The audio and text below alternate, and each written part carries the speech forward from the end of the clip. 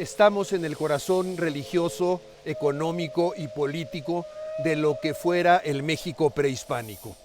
Estamos en el lugar que en su momento simbolizó el poderío ejercido por el Imperio Azteca sobre los pueblos de Mesoamérica y que simboliza hoy nuestro sólido y bien arraigado pasado cultural.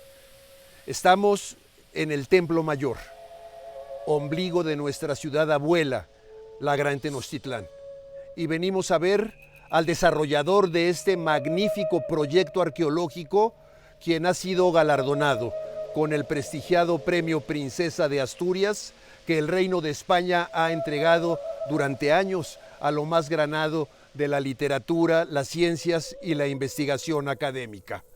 Conversaremos durante los próximos minutos con el arqueólogo Eduardo Matos Moctezuma.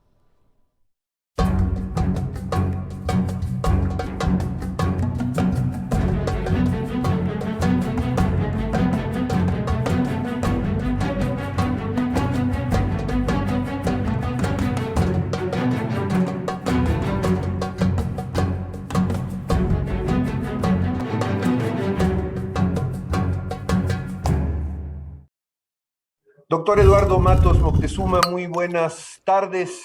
Muchas gracias por aceptar esta entrevista con Justicia TV. Encantado de estar con ustedes.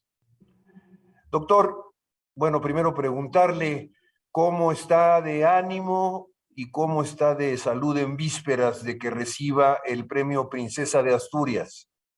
Bueno, pues estoy bien, uno que otro achaque, pero bien librados, o sea que listos. Doctor, preguntarle también, en su vasta obra, en su vasta y larga tarea arqueológica, me parece que la joya de la corona es el proyecto Templo Mayor. ¿Nos puede platicar cómo surge este proyecto?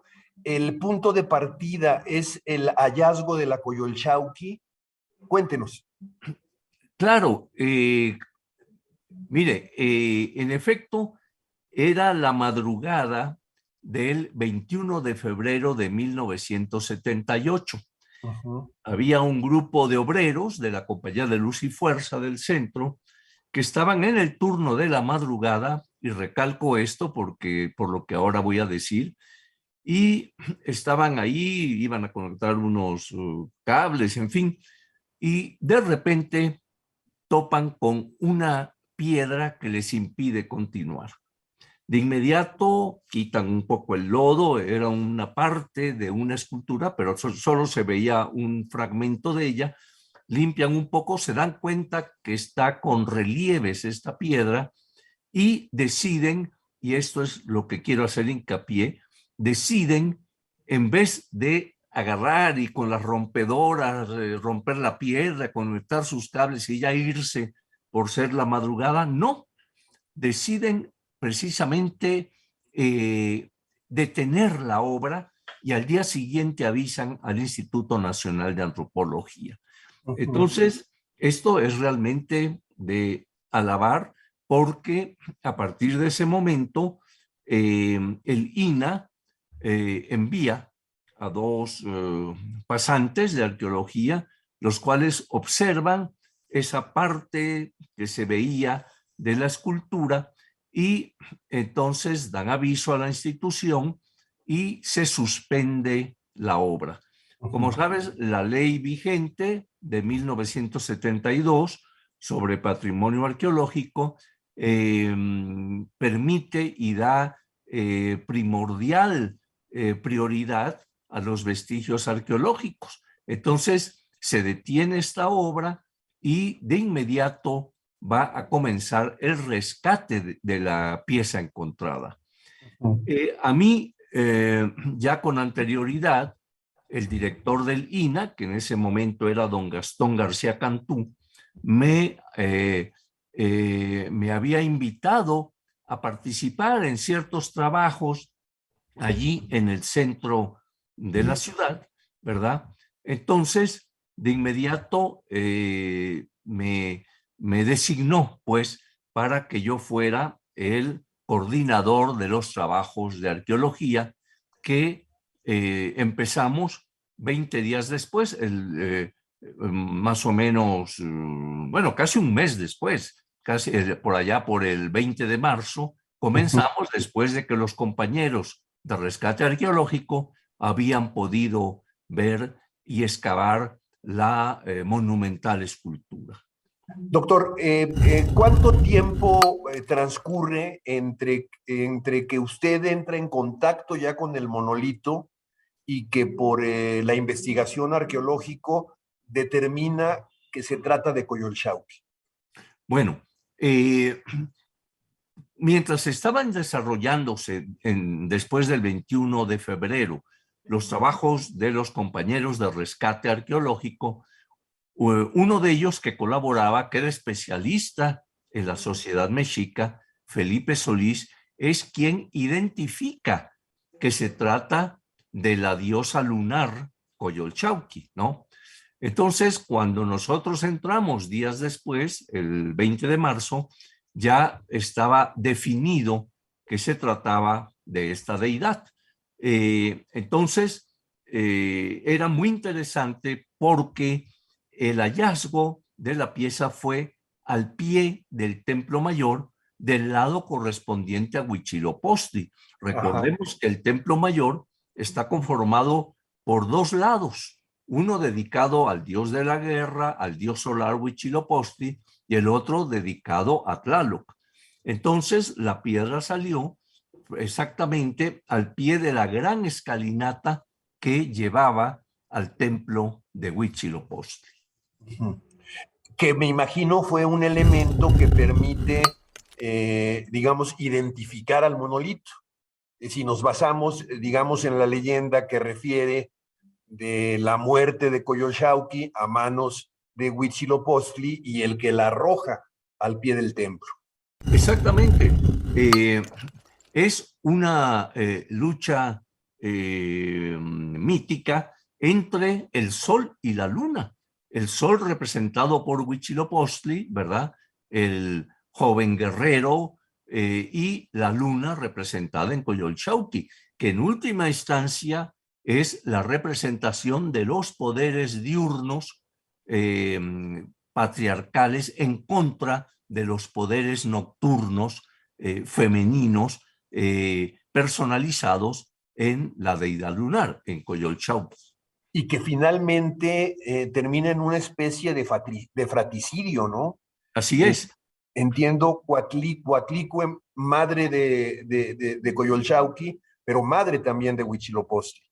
Exactamente. El mito relata que la diosa Coatlicue, diosa terrestre, estaba un día haciendo penitencia en el cerro de Coatepec. Coatepec quiere decir cerro de la serpiente. Y entonces estaba allí cuando vino un plumón en el aire, un plumón blanco, el cual ella recoge y lo guarda en su seno, quedando así embarazada. Cuando sus hijos, o sea, Coyolxauhqui, la luna, y los innumerables, los 400 surianos, las estrellas, se dan cuenta de este embarazo misterioso, pues consideran que es una afrenta, ¿verdad? O sea, que no se creen lo de la plumita, y entonces acuerdan ir al cerro de Coatepec para matar a su madre, a Coatlicue. Nada más que no tomaron en cuenta que el que estaba en la matriz de la diosa terrestre era el dios de la guerra Huitzilopochtli. Entonces, esta deidad, en el momento apropiado, nace para combatir a sus hermanos o medios hermanos, ¿verdad? Y empieza un combate singular ahí en el cerro de Coatepec. El mito lo relata de una manera épica, ¿verdad? Y cómo finalmente Huitzilopochtli toma a Coyolxauhqui, que era la que encabezaba aquel movimiento en contra de su madre, la toma, la decapita y arroja el cuerpo desde lo alto del cerro de Coatepec. El cuerpo va rodando, desmembrándose hasta llegar al fondo. Entonces, ¿qué es lo que vemos en el Templo Mayor del lado de Huitzilopochtli? Vemos una repetición, una reactualización de aquel mito tan importante para el mexica. Es decir, Huitzilopochtli ocupa la parte alta del templo, que representa de ese lado al cerro de Coatepec, ¿no? El lugar del combate. Entonces, Huitzilopochtli está vencedor arriba. La escultura se encontró abajo, sobre la plataforma que sostiene todo el templo, ¿no? Entonces es una reactualización de aquel mito que va a ser fundamental para el mexica y que además, digamos, es un indicio de que el mexica debe combatir, ¿no? Como lo ha hecho su dios Huitzilopochtli. Cuando Coyolxauhqui y los 400 urianos se acercaron en son de guerra, nació Huitzilopochtli. Apareció con su arma, la Xuicoatl, la serpiente de fuego. Con esta hirió a Coyolxauhqui. Le cortó la cabeza, que quedó abandonada en la ladera del monte Coatepetl, y su cuerpo rodó hacia abajo. Cayó hecho pedazos. Luego Huitzilopochtli persiguió a los 400 urianos, los acosó, los destruyó, los aniquiló. La historia nos dice que los mexicas, antes de llegar a Tenochtitlan, habían pasado por muchos sitios, como Tula, Tenayuca, Chapultepec, Tizapán, hasta llegar a su destino, el islote. Ahí vieron un águila sobre un nopal desgarrando una serpiente. Tiempo y espacio sagrados coincidieron. Ellos eran el pueblo escogido, guiado por Huitzilopochtli con un destino, con un futuro de dominio y de grandeza. ¿Cómo se decide, doctor Matos, después de este importante hallazgo? Yo recuerdo que en su momento fue una gran noticia, tuvo una gran cobertura mediática, y a mí me queda la impresión que es el punto de partida para desarrollar ya el proyecto Templo Mayor. ¿Esto es así? Sí, en efecto, el proyecto Templo Mayor comienza precisamente el 20 de marzo de aquel año de 78.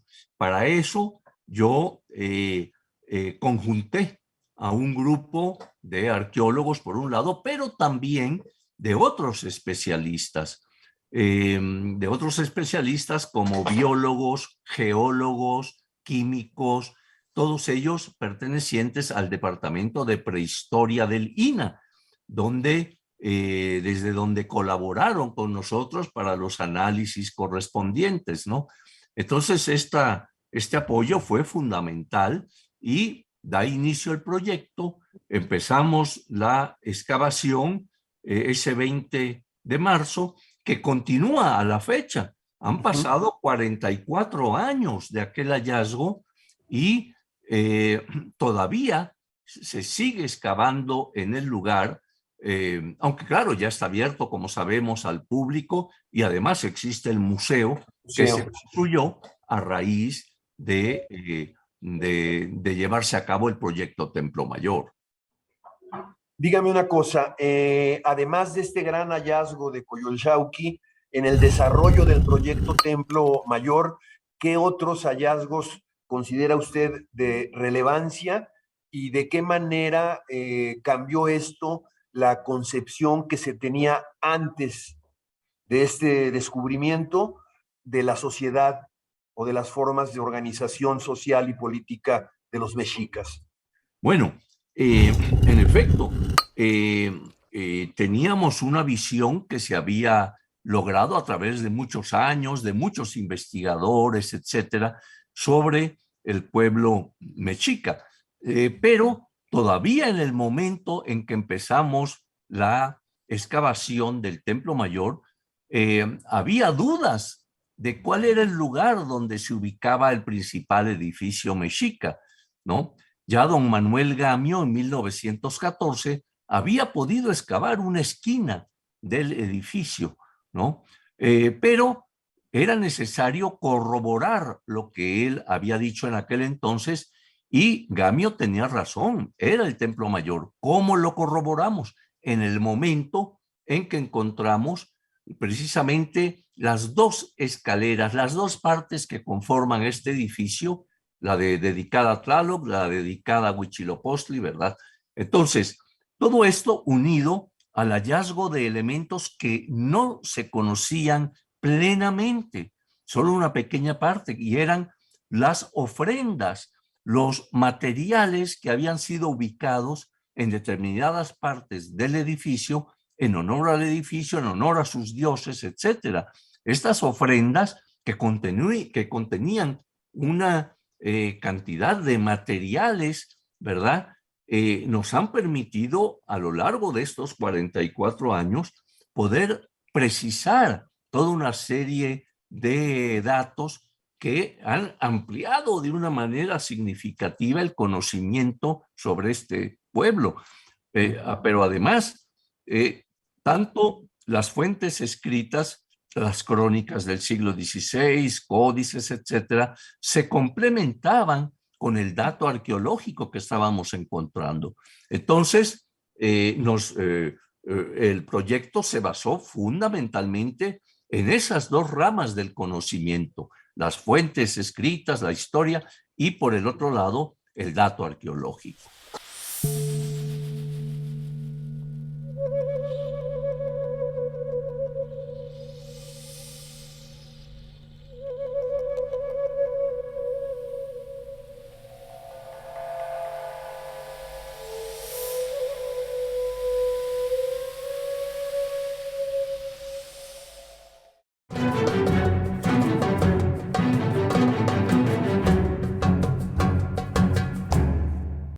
Doctor Matos, hablemos, si lo considera pertinente, un poco de usted.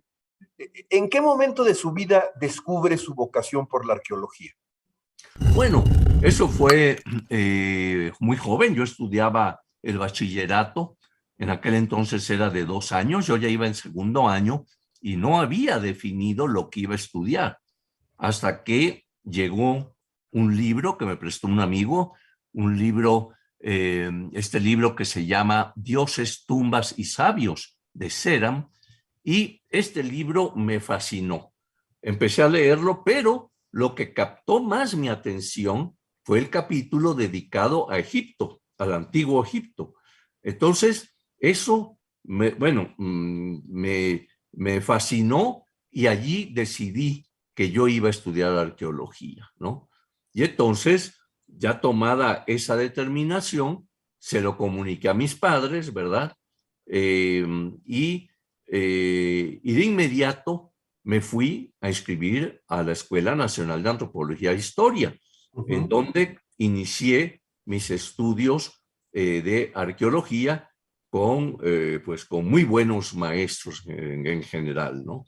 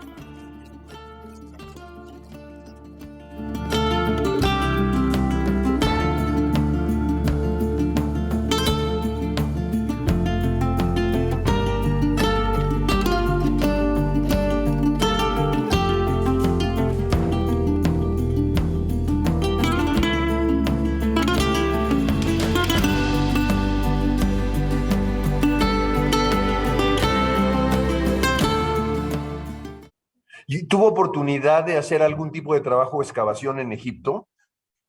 No, trabajo de excavación no, pero sí conocía a través de las lecturas muchísimo de la sociedad egipcia, ¿no? Inclusive, pues siempre tenía yo el anhelo de ir allá a visitar. Tuve la suerte de que montamos, ya más recientemente, montamos una exposición que se inauguró en Monterrey y luego se pasó aquí al Museo Nacional de Antropología, que se llamaba Isis, la diosa egipcia, Isis y la serpiente emplumada, o sea, Quetzalcóatl. Entonces, de la parte egipcia estaba encargado el doctor Hawass, especialista muy reconocido internacionalmente de la cultura egipcia. Y yo tenía a mi cargo la parte de Mesoamérica, de Quetzalcóatl, ¿no? Entonces nos conjuntamos, salió un catálogo magnífico, muy bien ilustrado, ¿verdad? Mostrando precisamente la presencia de estas dos deidades en el seno de las culturas que los crearon, a estos dioses, ¿no? Entonces fue, digamos, una especie de reivindicación con Egipto después de aquella decisión que yo tomé, ¿verdad? Y que, claro, ya después yo me dediqué a lo mesoamericano, ¿verdad? Pero con esta exposición volví, diríamos que a mis orígenes, ¿no? Y teniendo todo lo que tenemos desde ese punto de vista arqueológico en nuestro país, hay quienes dicen que el país es en sí mismo un gran sitio arqueológico. ¿Usted considera que es así? Bueno, yo lo dije. En alguna ocasión que me entrevistaron, me preguntó el periodista, oiga, profesor, y díganos, ¿cuántos sitios arqueológicos hay en México? Le dije, mire, no se preocupe, solo hay uno y se llama México. Y no es exageración, ¿eh? Donde quiera que excavan mis colegas y demás, aparecen vestigios, ¿no? De las distintas etapas que desde cazadores, recolectores, puntas de flecha, etcétera, ¿verdad? Hasta las sociedades más complejas, como ya son las muy conocidas de grandes ciudades como Teotihuacán, Palenque, Monte Albán, Tajín, etcétera, etcétera. Y tengo entendido que son realmente muy pocos los arqueólogos que hay en México para atender este gran sitio arqueológico que es México. Bueno, sí, nuestra escuela de antropología, y hay otras, ya después surgieron otras. La Universidad de Jalapa tiene carrera de arqueología, en fin, hay varias otras, pero en realidad, para la riqueza arqueológica que México tiene, pues el número resulta insuficiente. Ahora, bien, quiero aclarar aquí una cosa. Es muy importante que tampoco nos demos a la tarea de excavar y excavar, etcétera, porque siempre es muy recomendable, y yo se lo decía a mis alumnos, que de un sitio arqueológico siempre se preserven partes sin excavar. ¿Por qué razón? Porque la tecnología arqueológica se ha ido desarrollando de una manera formidable. Entonces, si nosotros agotamos un sitio arqueológico, ¿verdad? Estamos negándole la posibilidad de que en el futuro, con nuevas y mejores técnicas, se pueda investigar y corregir o ratificar lo que se dijo en algún momento, ¿no? ¿Considera usted que hay políticas públicas adecuadas y suficientes para la educación arqueológica y también para este otro tipo de medidas que podrían incidir, por citar algo, en lo que ha sido algo común, que es el tráfico de piezas arqueológicas de nuestro país? Bueno, ese aspecto del robo y venta de nuestro patrimonio es un rubro que hay que atender, y la manera de hacerlo reviste dos características, ¿no? Una es el aspecto jurídico, el aspecto de las leyes que se han implementado, y tenemos vigente la ley de 1972, la cual protege ampliamente los vestigios arqueológicos y considera que cualquier trabajo de excavación arqueológico que no esté autorizado por el Consejo de Arqueología del Instituto Nacional de Antropología es un trabajo ilícito y hay penalidad para quienes lo hacen, ¿no? Entonces, esto, además de que la ley misma contempla que, digamos, que son propiedad de la nación, ¿verdad? Todos los materiales arqueológicos que se encuentren en el país. O sea, hay una protección de todo esto, ¿no? Entonces, pues es muy importante ese aspecto, diríamos, jurídico con el cual se protege a nuestro patrimonio.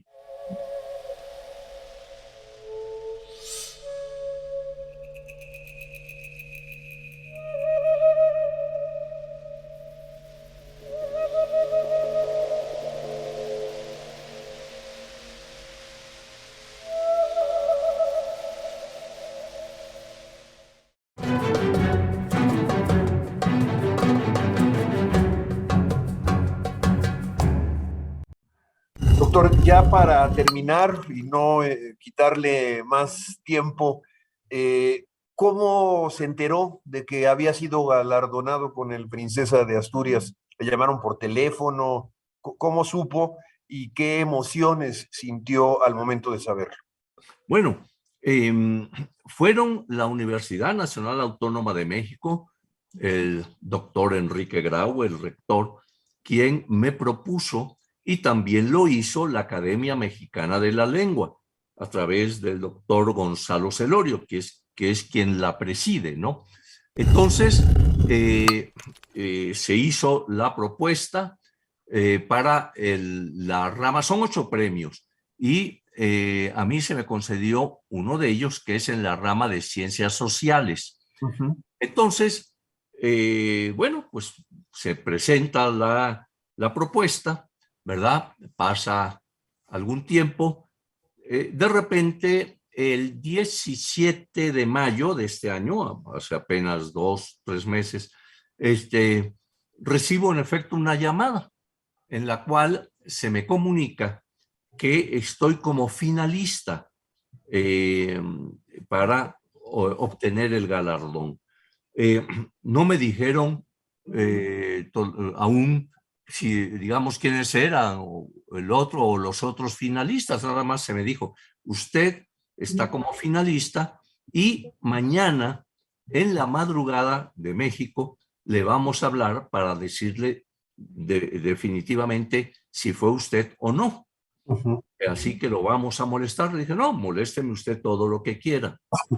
Entonces, en efecto, en la madrugada del 18 de mayo, recibo la llamada, serían las 3:30 de la mañana, y me dice esta persona que yo he sido designado, ¿no? Y que prepare algunas palabras breves, unas cuantas líneas, para que se las envíe en ese momento, porque ellos a las 12 horas de allá, de España, 5 horas de México, tenían que dar la noticia a la prensa. Todo el jurado en pleno, eran 14 miembros, en pleno tenían que leer el acta en donde se me designaba para el premio. Entonces, pues ahí me tienes a las 3:30 de la mañana escribiendo, porque a las 5 ellos tenían que presentarlo, 12 de allá. Claro, eran pocas líneas, ya se las envié, y pues estuve pendiente de la televisión española a las 5 y en efecto, estaban ahí dando un programa, de repente se interrumpe y dan a conocer la noticia, ¿no? En este momento el jurado va a leer el fallo definitivo sobre el Premio Princesa de Asturias de Ciencias Sociales, el cual, bueno, pasamos a escuchar al jurado. Acuerda conceder el Premio Princesa de Asturias de Ciencias Sociales 2022 al arqueólogo mexicano Eduardo Matos Moctezuma por su excepcional contribución al conocimiento de las sociedades y culturas prehispánicas. Con este fallo, el jurado quiere reconocer el extraordinario rigor intelectual del premiado para reconstruir las civilizaciones de México y Mesoamérica y para hacer que dicha herencia se incorpore con objetividad y libre de cualquier mito. Sus trabajos e investigaciones en Tula, Teotihuacán y muy especialmente en el Templo Mayor de Tenochtitlán, por su inteligencia científica, por su capacidad de divulgación y por su compromiso social, Eduardo Matos Moctezuma y su obra sirven de inspiración para las próximas generaciones de científicos sociales y de ciudadanos. Entonces, en ese momento, bueno, me había advertido esa persona que me habló, esté usted pendiente porque los periodistas seguramente de allá y de acá lo van a estar, le van a estar hablando cada 2 segundos. Oye, yo creí que era exageración, pero no. ¿Y que era cada 2 segundos? Casi.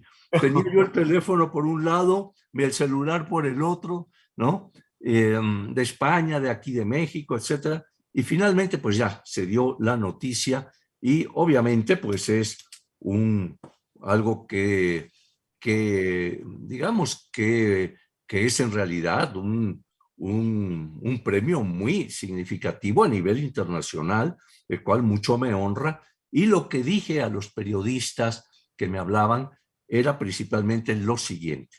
Sí, bueno, yo creo que un premio de este tipo y de esta categoría, ¿verdad? No solo es para la persona a la que se le otorga, la persona que lo recibe, sino que también abarca a los maestros que lo formaron a uno, a las instituciones donde uno se formó y donde uno también pudo desarrollar su trabajo.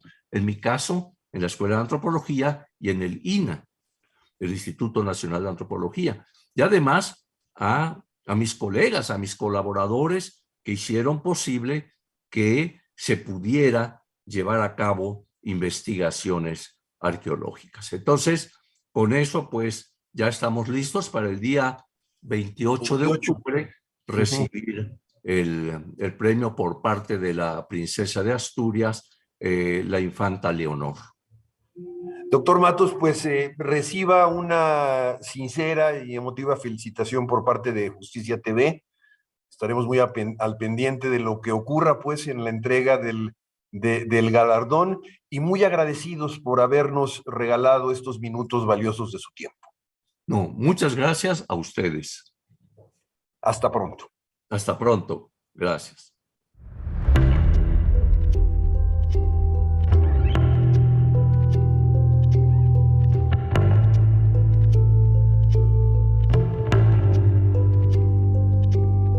Coyolxauhqui nace con su muerte.